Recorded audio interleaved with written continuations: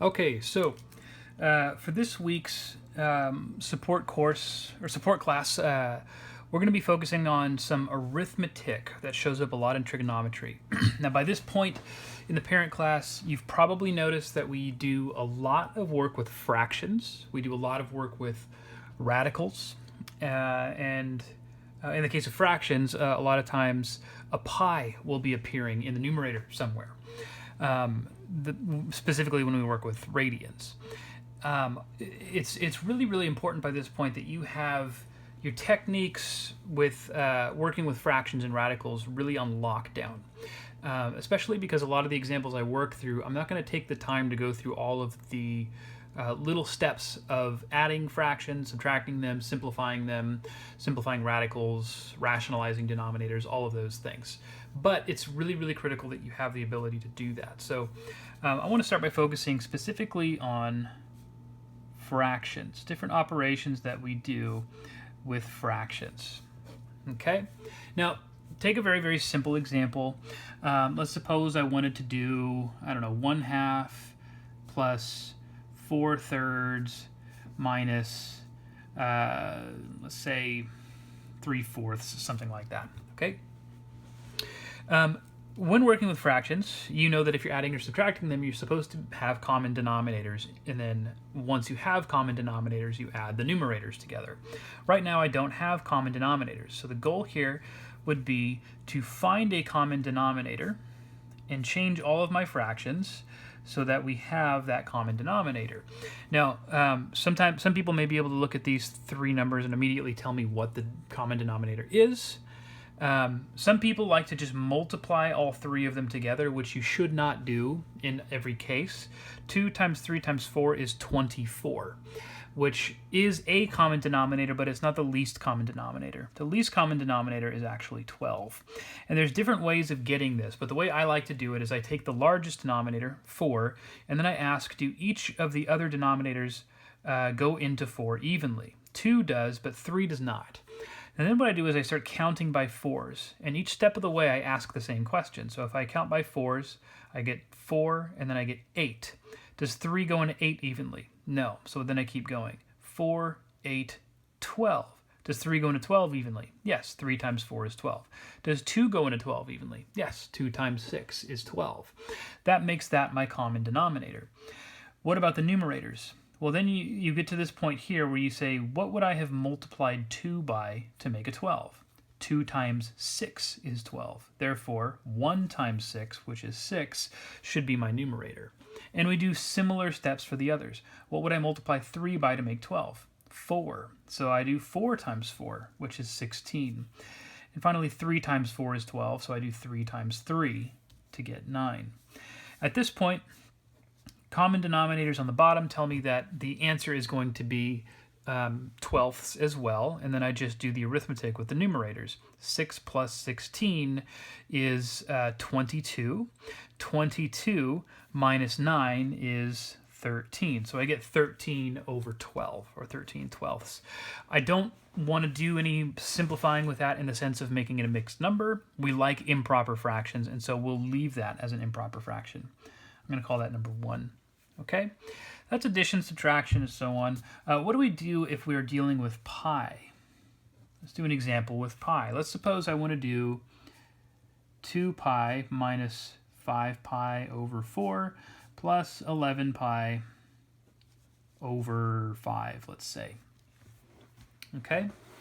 So in a case like this, you'll notice a couple of things. First of all, the first term doesn't look like a fraction. It looks more like a whole number times pi.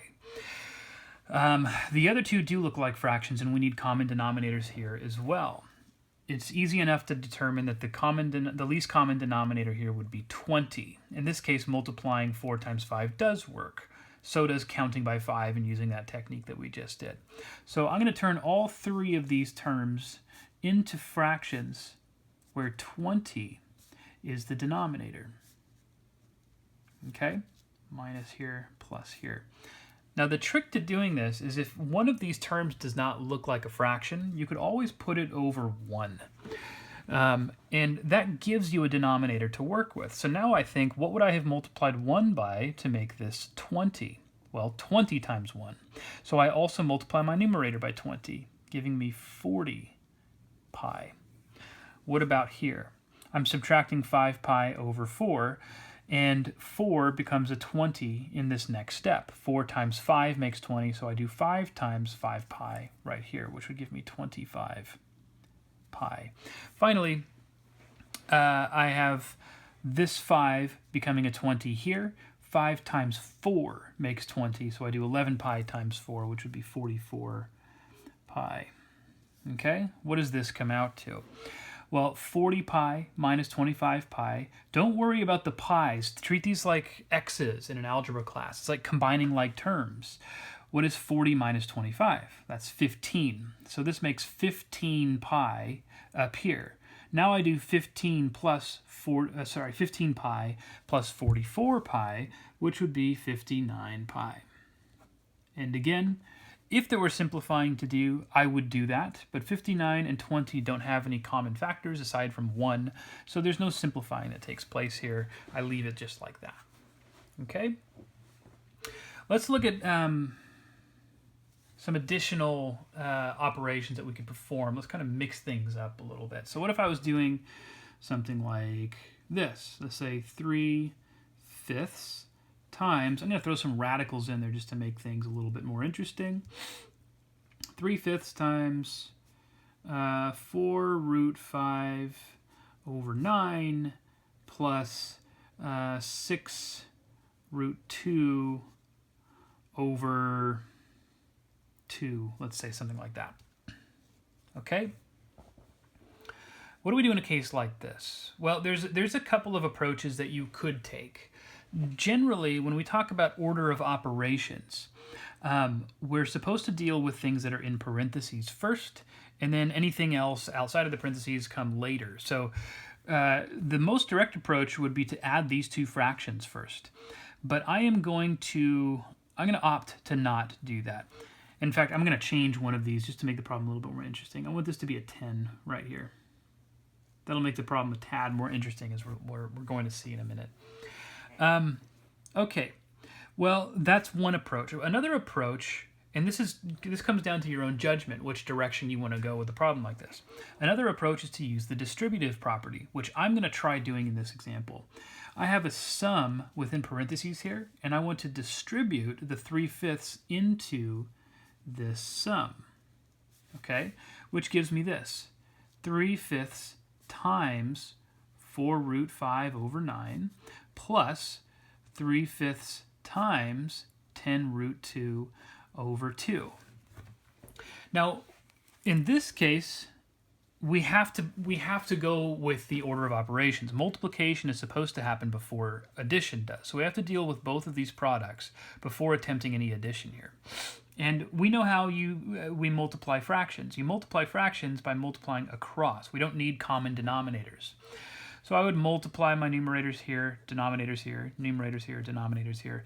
However, I also know with multiplication, there's a technique called cross-canceling that helps make the arithmetic a little simpler. And what we do is we compare terms diagonally, and we see if there's any common factors that can be divided out. Now, you can't cancel anything with the radical here. The radical, treat that like it's an x. It's untouchable with this process for now. We're only looking at the things outside of the radical. 3 and 9 share a common factor of 3. And if I divide those by 3, I get a 1 here and a 3 here. Similarly, 10 and 5 have common factors. I can divide each one by 5. That would give me a 1 here and a 2 here. Now notice what this does for me. It's going to give me smaller numbers to multiply. So in my numerator here, I'm doing 1 times 4 root 5, which is 4 root 5. And instead of 5 times 9, now I'm doing 5 times 3, which is 15. Okay?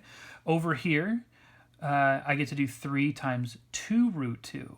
Again, don't try to multiply anything into the radical. It's really just 3 times 2, which is 6, and the root 2 is just along for the ride. 1 times 2 down at the bottom, I get 2. Now I notice something else. this 6 and this 2 have some canceling that they can do, although I'm not going to do that.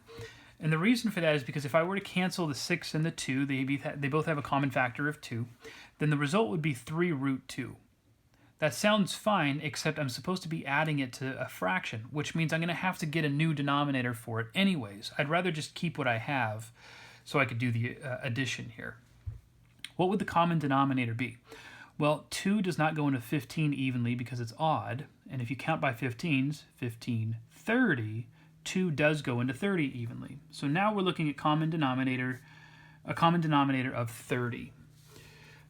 Here, 15 times 2 is how I get 30. And multiplying my numerator by 2 gives me 8 root 5. Again, notice I'm not multiplying the 5 by anything. That root 5 has just been along for the ride the entire time. The only arithmetic I'm doing is with the coefficient in front of it. Here, what did I multiply 2 by to get 30? Well, I would have multiplied 2 by 15. So I need to multiply this by 15 as well. That gives me 90 root 2. Now to add these two, we add the numerators. But here's where an important aspect of radicals comes into play. This is my answer. It may seem like an unsatisfying answer because it doesn't look like I actually added anything up here. But the issue is that these radicals do not match. You can't add root 5 and root 2 together and make it, say, root 7. You can't add radicands, the thing underneath the radical, because it simply doesn't work that way. We treat them instead like variables. Treat the root 5 like an x and treat the root 2 like a y. They're not like terms, so we can't combine them. Okay? This is what I would leave my answer as here. Okay, let's see. The same thing would be true if if one of these was a root 5 and one was a pi, for example. I would treat them like unlike denominators and then unlike terms and then just leave them alone. Okay, so that's a little bit on fractions. Hopefully, just these couple of examples here will get you enough to be able to get through the assignment, at least the fractions portion of the assignment. And then beyond that, we're looking at radicals. So radicals.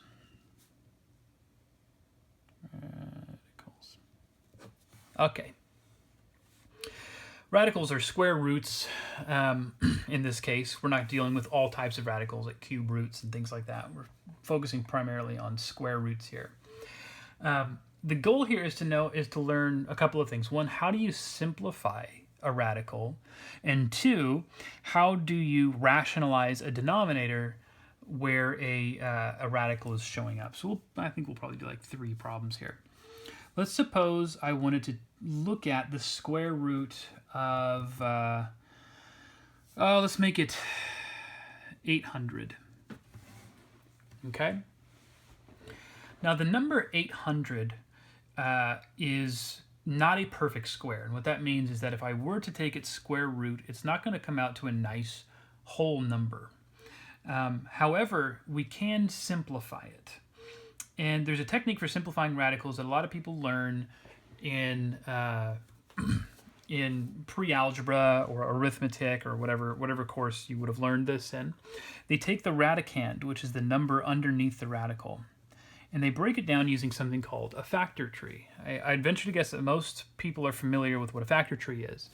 The idea behind a factor tree is we're trying to take a number and break it down into products. So in other words, what's a product that gives us 800? Well, I know that 8 times 100 is 100. Now I want to continue breaking down these numbers until all I'm left with are prime numbers, numbers that can't be broken down anymore. So 8, for example, is 2 times 4. That's one way to break down 8. 2 is a prime number because the best I can do is write it as 2 times 1, and I don't want any 1s showing up here because they don't help with this situation. 4 is equal to 2 times 2. Okay? That's as much as I can do on that branch. How about the number 100? 100 is equal to 10 times 10. That's one way of breaking it down, although you could do other ways as well. 10 is equal to 2 times 2, as is this 10 right here. All right? Now what not 2 times 2, 2 times 5. Whoops. Glad I caught that. That would be an embarrassing mistake. Okay, so now if you go through and you look at all of the numbers that these branches end on, you'll see that they're all prime numbers. And what we're doing here is we're looking for pairs. So notice, here's a pair of 2's. Those two pairs, or that pair of 2's is going to give me a single 2 that comes out of this radical. Here's another pair of 2's. That pair of 2's produces another 2 that comes out of the radical. Notice the only 2 that's remaining can't be paired up with any other because I've eliminated these ones here. So that 2 here is going to end up stuck in our radical. Here's a pair of 5's, however, and that ends up on the outside. So the only thing that I have circled here that hasn't been crossed off is that extra 2. That 2 stays behind in the radical. Okay? Everything that got pulled out is multiplied together now. 2 times 2 is 4 times 5, that would be 20. And this is my simplified radical. Now, that's not the only way to do this. And in fact, when I'm simplifying radicals mentally, I'm not going through this process. A lot of people are comfortable with this process because it's more direct and requires less guesswork than the other approach. But here's the other approach. The other approach, I'll say or, is to take the number 800 and look for a factor of 800 that happens to be a perfect square. Now, if you're not really comfortable with, knowing which numbers are perfect squares and which ones aren't, then this approach might be more preferable to you. But for me, I know that the number 400 is a perfect square because 400 is 20 squared. So I'm going to take the number 800 and write it as 400 times 2. Now we have a property for radicals that says if you have a product of two positive numbers underneath a radical, you can break that up into a product of radicals, root 400 times root 2. Okay? Now the reason I chose 400 in the previous step was because it has a nice perfect square root. The square root of 400 is 20, and the root 2 is just going to stay a root 2. Notice I got the same exact answer. This one seems like it was a lot less work, right? I didn't have to write a whole factor tree, but the trade-off is that it may not be so easy to think of a perfect square that's a factor of this guy. And in fact, in many cases, if you don't think of the largest perfect square that you can pull out of this thing, you may have to do this in more steps than what it took us. But what I'm going to say is that mentally, when you see me simplify a radical, this is what I'm doing. And I'm going to continue doing that for the remaining examples here. Okay? So that's a little on simplifying radicals. Now let's look at rationalizing denominators. There's a couple of approaches we can take with this. I just want to see. Yeah, okay. So let's suppose I have a problem like this. I have square root of, let's make it, think of a good example here, 24 over the square root of 2. Okay? When we say that we want to rationalize a denominator, what we're saying is that we want to take a fraction that has a radical showing up in its denominator and do something to get rid of that radical in the denominator. Now, in this case, we're going to use the less common approach. I just so happen to have a radical in my numerator and my denominator. We have a property of fractions and radicals that says if I have the square root showing up in the numerator and denominator like this, I can do this to it. I can take the square root of the entire fraction, 24 over 2. Okay? The benefit of doing it this way is now the fraction that I have in the radical, 24 over 2, can be simplified. It becomes 12. No more fraction to worry about. So automatically we're rationalized because this doesn't even have a denominator that we're looking at. One final step would be to simplify this. Using the technique, either technique from the previous example, you would find that this comes out to 2 root 3. Okay? Now that's the less common technique for rationalizing a denominator. What's the more common technique? Well, let's suppose I have something like this. 5 over, let's say, root, I don't know, let's make it root 50. Okay? The idea here is that we want to use a simple fact about square roots. If I have the square root of a times the square root of a, assuming a is a positive number, then this is the same thing as the square root of a squared, which is equal to a. And again, I'm going to be assuming a is positive here. Okay? So in other words, multiplying a radical by that same radical, so square root of a times square root of a, eliminates the radical completely and just leaves me with what was inside of it, a. I want to use that here. Since I can multiply the numerator and denominator of a fraction by the same number, as long as it's not 0, I'm going to multiply my numerator and denominator by the square root of 50. Now down here at the bottom, using this property, the square root of 50 times the square root of 50 should just be 50. And that was the goal, right? We wanted to eliminate the radical that appears in the denominator. My numerator, 5 times root 50, literally just looks like 5 root 50. And it's tempting to say that we're done at this point, but I want to look for any possible simplification that I can do. 5 and 50 have a common factor of 5, so I'm going to divide those out, and that gives me root 50 over 10. So that would be the simplified answer here. Okay? That should give you enough to go on to do the handout for this week.